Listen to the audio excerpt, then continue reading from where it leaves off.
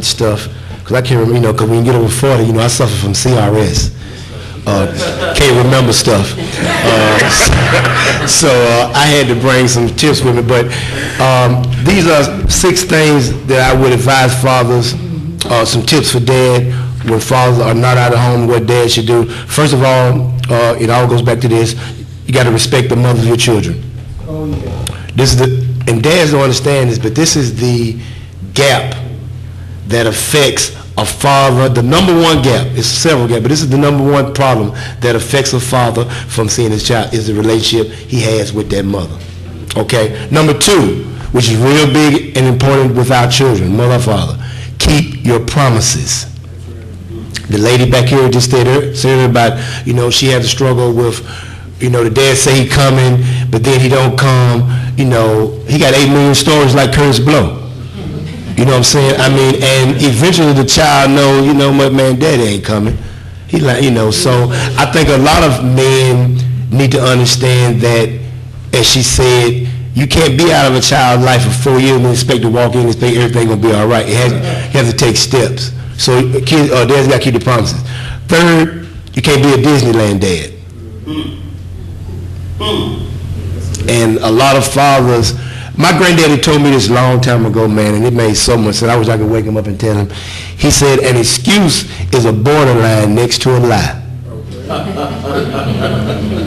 So these mothers who deal with these guys and guys, see, sometimes we don't like to check ourselves, but we give a lot of excuses. And I don't even allow my daughters to even tell me. You might well tell me a lie.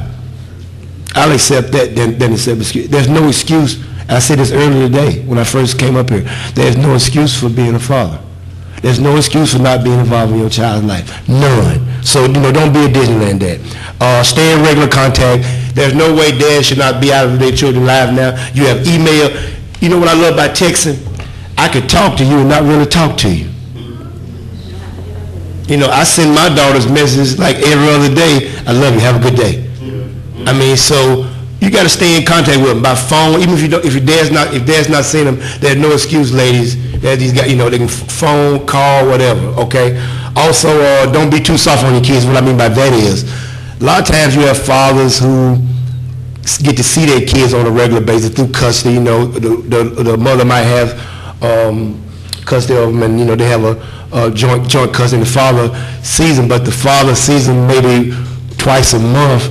But when he sees them, he tends to take more of their behavior because he don't want to ruffle no bridges. You understand what I'm saying?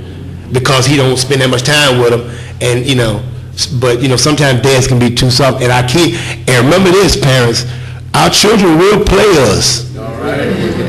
Okay, your children are the most smartest, brilliant people in the world. They know what make you mad. They know what make you right. They know what make you angry. They know what gonna make you get up real early and go up there and check on. They know what you gonna, They know what you gonna say. Oh, he ain't thinking about this.